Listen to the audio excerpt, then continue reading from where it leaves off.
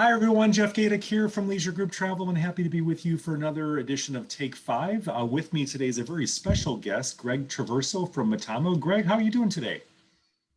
Hey, actually, I couldn't be doing better. I'm doing awesome. Well, normally I interview people in their office, and this is a little different office for you and on location. Why don't you start by telling our audience just a little bit about yourself and then also where you are Zooming from today? Sure thing. Well, my name is Greg Traverso, and thank you. It's great to be here. I'm actually on safari now in Masai Mara Game Reserve in Kenya. We have a travel business, obviously, called Metamo.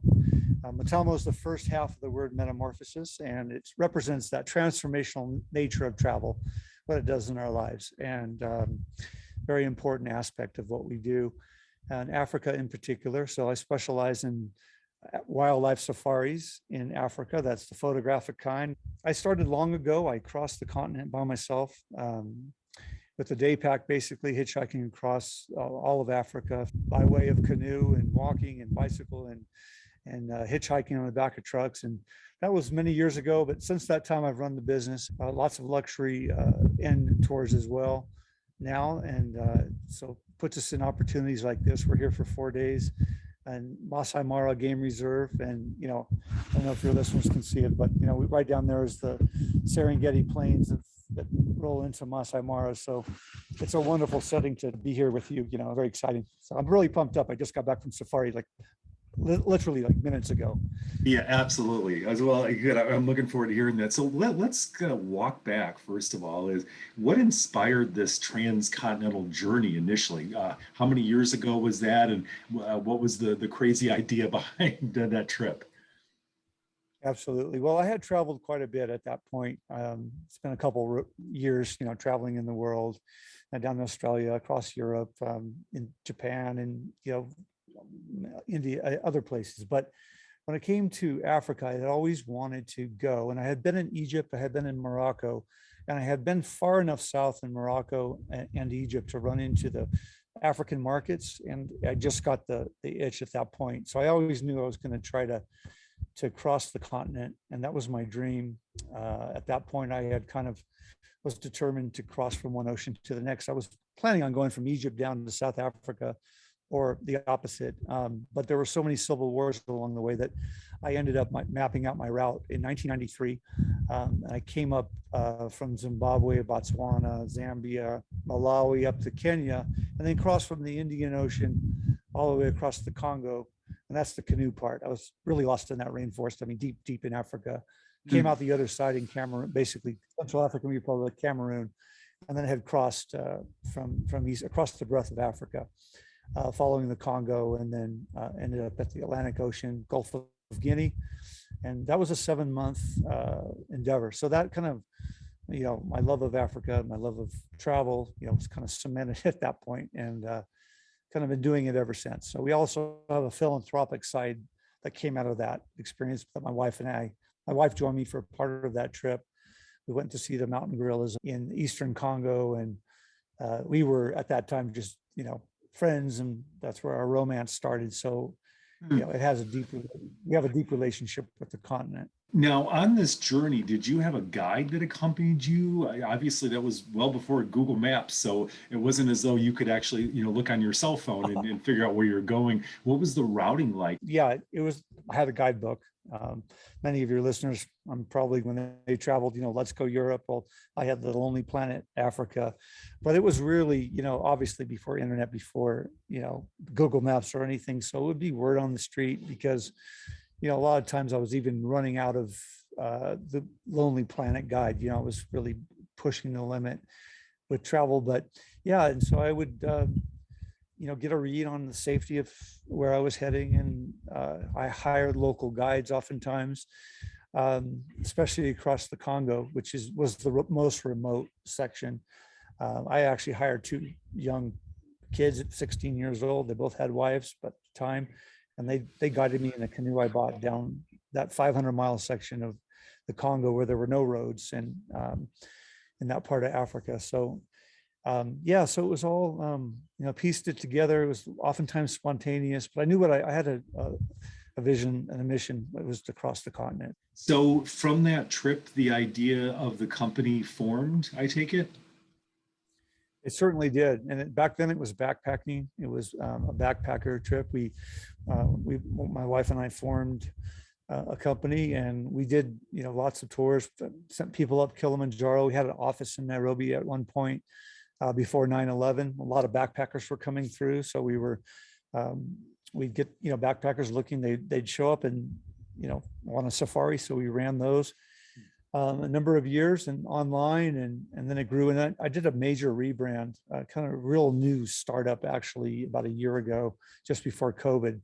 And so we've been really blessed in the sense people have really struggled here in Africa, but we've been blessed to have the time to really cement the foundation. We had never have had the opportunity to do things at this level before. So we're pushing the boundaries and enjoying it. We're here with a small group, and it's going fabulously. It's just wonderful to be here.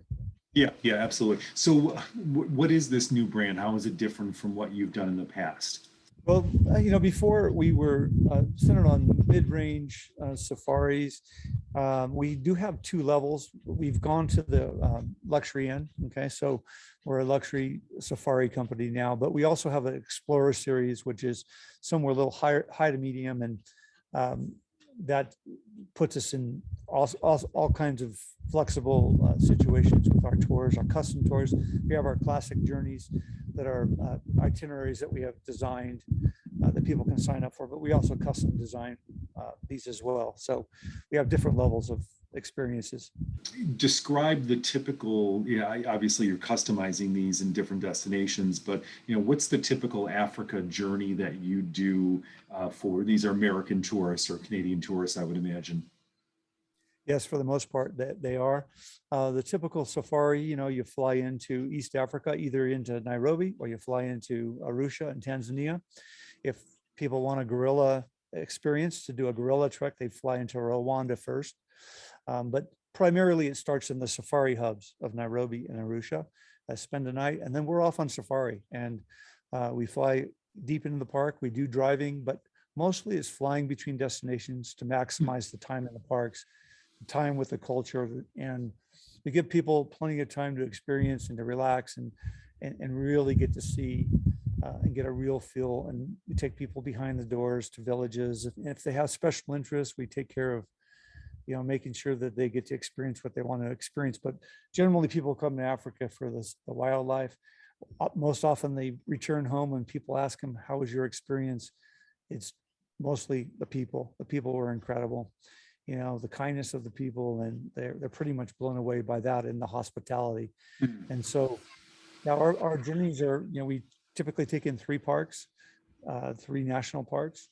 So they give those experiences. We have a couple of our journeys do a little more adventurous levels where we do some more walking and some more camping and that kind of capacity. But generally it's high end, lodges where everything's taken care of for you and you can just relax and enjoy the company. Go out on safari and you come back and the food's fabulous, it's safe. You just leave the cares of the world behind you, and that's really the Metamo experience. Okay, nice. Now, these are private aircraft that you're taking, or is this a scheduled airline service? Describe the actual aircraft that you're flying in.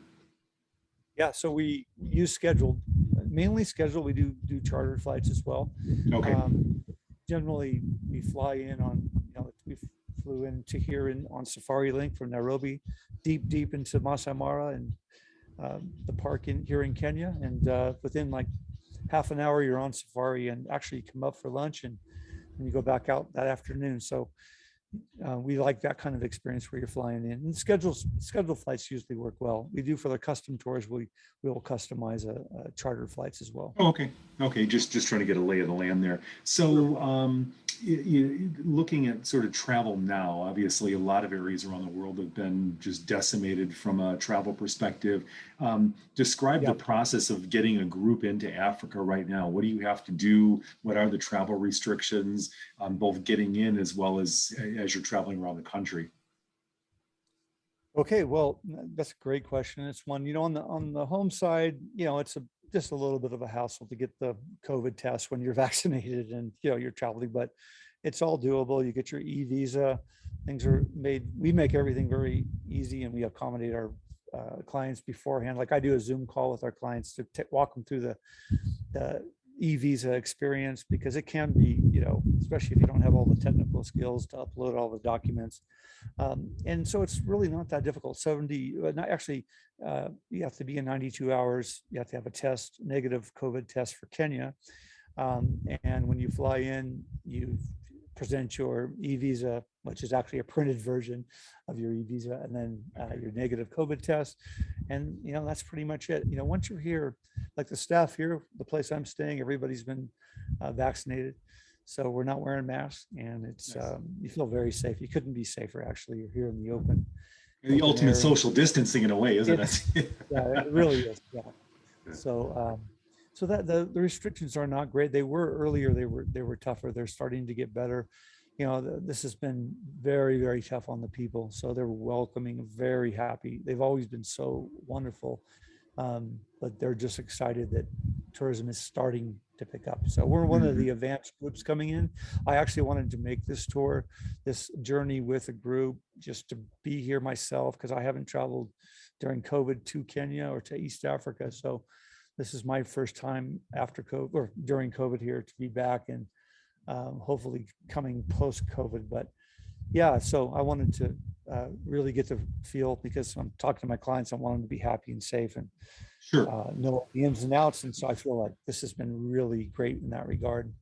Yeah, and just you being there yourself and being able to experience it, it's more than just talking to a ground handler or a lodging provider. You can now relay that experience. So, we're all kind of working with our crystal balls these days, but when do you see business getting back to normal again? Yeah, great question. We think about this all the time. We're thinking, domestic travel is going to be booming back this summer. When it comes to international travel, let alone Africa, stretching it even further, we're looking at 2022, 2023. But the good thing is, we're really starting to talk to clients. People are looking out to 22, 23. And as you know, and being so much from the business, that people do plan that far out. So we're really, starting to plan, and people plan 8 months ahead or even longer in advance of an Africa trip. So we're looking at planning all the way through and really having a great 2022. So we're really focused on our clients. I mean, we're like, I take every call. I make sure that everybody's extremely comfortable with knowing what, the experience is going to be like. And, it's my passion. It's my, it's everything I do. So What are your clients telling you now? What's been their reaction to wanting to get back out again? Are people still a bit tepid? They're tepid, but the ones with me today, they're on fire. I mean, they don't want to leave. This is our 4 nights in Masai Mara here. We're heading to the Indian Ocean coast. We're going to be sitting south of Mombasa on Diani Beach for 4 more nights. And we also have a philanthropic side, so we're visiting a project.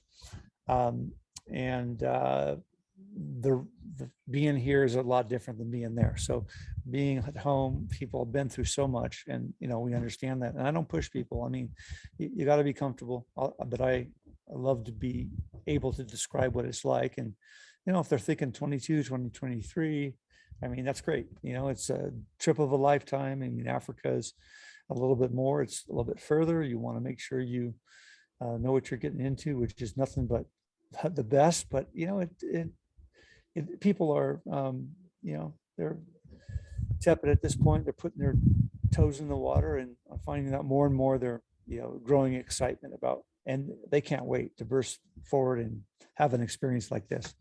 Well, if the U.S. is any indication, once things do open up, it's going to be Katie bar the door. We went from a kind of a zero travel situation for many months to as soon as people could get on. Really, I think it shows the value that people place on travel and being in unique environments and different experiences, especially as you mentioned, what we've all really been through here, whether you've been in the teeth of this or whether you've been working at home, your kids or grandkids are studying at home. Um, Greg, I wanted to follow up on something you mentioned in the last part there is your philanthropic arm. So kind of explain what you do to help the communities that you travel to and sort of how that came about. So the how-to is a longer story that I'd love to share just a bit about, but our formula is very simple, is that every traveler that travels with us puts a child through school for 1 year in primary school.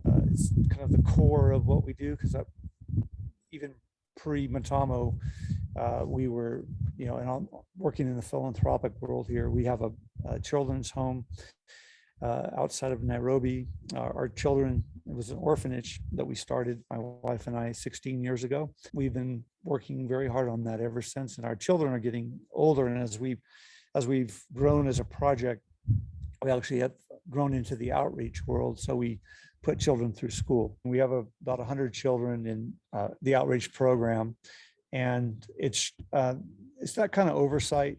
And then the history of doing it for so many years, working on 2 decades of working in philanthropy here in Africa, knowing how things work behind the scenes and the accountability, and that's all critical to our mission here. So yeah, for every client that comes with us, we put a child through school, and that's big picture vision, and it's super exciting for us. And because transformation goes more than one way, right? We have our experience as a traveler, but when you can actually change a life on the other side as well. And then there's, of course, the staff that benefits and their families. Every person in the travel business here in Africa, in East Africa, feeds 7 people in their family in their surrounding area.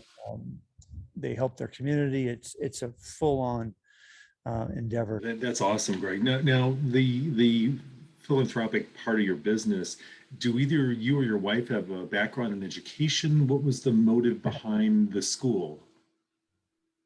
Well, it's an orphanage, and we help children go through school. So in terms of our own history, you've nailed it. We're both educators. My wife is a long-term kindergarten teacher, an excellent one. And I have a background in secondary education.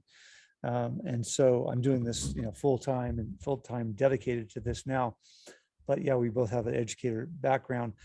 But traveling in Africa, and any of your clients, or anybody that has been, around to Africa, everybody has the same feeling, like, how do I help? You see poverty at a different level at times, and you just wonder, what is it I can do? So for us, we started in the safari business initially. The people that were working with us, they were their families, and we'd see street kids on the streets of Nairobi. At the time, there were 90,000 street kids in Nairobi. And so in your mind, you try to search for ways to help. And we thought buying a little land, starting an effort to put some people, some of our people that were working for us, so that they had the stability and the sustainability. But that led to buying 5 acres. That led to a children's home. That led to, a whole outreach program now. So it's been an evolution over really 20 years. Okay. And knowing the ins and outs of the way things work here, that's the critical aspect, because you just don't show up. I mean, most children's homes, orphanages coming from the outside fail, almost always they fail. So we've had the good fortune of having a counterpart here that's living here 10 months out of the year, and has the oversight of our business, our nonprofit business. It's an NGO here. It's a nonprofit back in the US. So I take care of the fundraising as well. We do on the home front. So it's been a very good thing to be involved with. Yeah, I'd say that, so many people know about poverty in Africa, and they hear it and they see the stories, but you often wonder, how can I make an impact? How can I personally, you can write a check, but, ultimately you don't know where that's going to. So the fact that you have that direct one-on-one impact, you go on safari, you're going to put a kid through school, that's really resonates with people. So super smart idea. And I hope that's achieving intended results. Now, there's another aspect to that, Jeff. I'll just mention that one of the most difficult things with the children here is they are hungry, oftentimes from the villages, the area that we operate in outside of Nairobi. And when you provide food at the school, so we have a feeding program as well. We have something like 140,000 meals a year we provide for the community. So it really changes the whole community. When a child can come and eat, they can study, and they want to learn. But you have to have food in your stomach first. Well, you talked about, I guess, getting back to the tour element of it. You sort of talked to the element of what you're going through now and the wildebeest migration. So Sure. we're really on the front end of that in the Serengeti.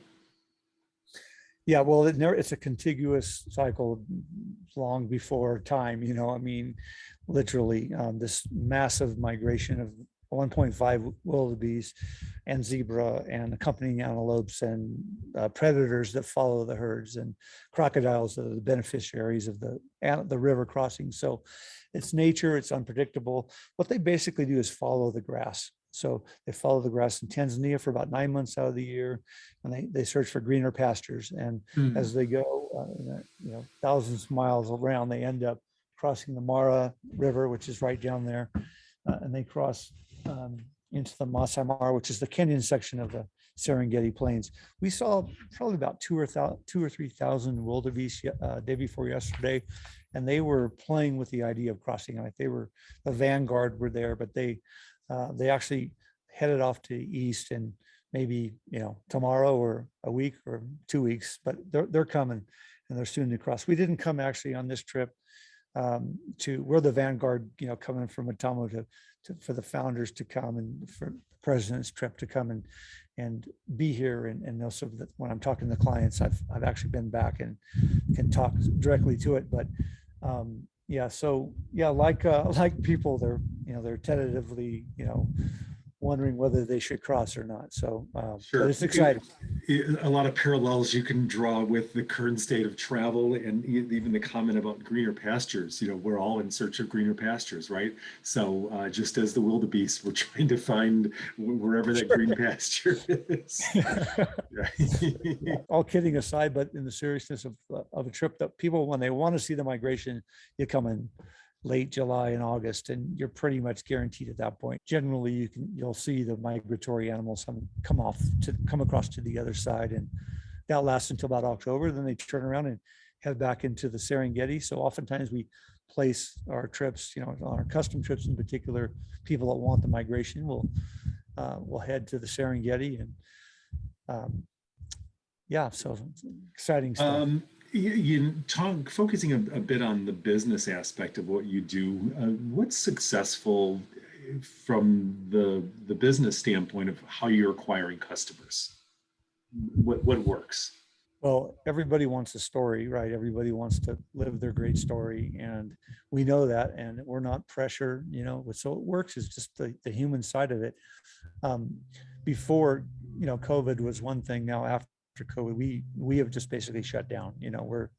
I haven't shut down the operation, but even the camps here, this was closed for 8 months where I'm at right now, but we're one of the first groups back. We were the only people staying here. We're just rebooting ourselves. We really rebranded. We really went deep. I mentioned that before. And so I know what's sold in the past is just the real deal, to have authenticity, to be open about everything, because it's not everybody's cup of tea. So you want to make sure there's an alignment. And but most people, if they have that dream of Africa, if they've always wanted to go, they have it. There's no pulling that out of them. And so they just have to know that we're the right company for them or not. I actually have it's a story that leads back to the something that happened. I had a client years ago from Washington. And he and his wife reached out to me, and we put them up on a safari. They came back to the second one with us, brought a couple with them. And the way that those clients came to me was word of mouth. The things that happen just because you just you're authentic, and you are honest, and people respond. So and awesome. the product is the best. I mean, the safari is the greatest experience there is in my mind. So I got to tell you, what I really love about what you do is you marry the two aspects, the life-changing experience of travel in and of itself with the ability to change somebody else's life, and putting those two together, man, oh man, it's a real feel good from the heart and the soul. And it's about leaving the world a better place when you started. And kudos to you and your team for conceiving the idea, and getting out on the other side of this, showing that, hey, travel to Africa is safe, and travel to Africa is doable. Many people wouldn't even, consider it at this point. So the fact that you're blazing this trail means that I think your heart and your head's in the right place. Well, thank you. So the best way to reach me reach our company is metamo.travel. So Metamo spell is the first half of the word metamorphosis, metamo.travel. And you can reach me at hello@metamo.travel.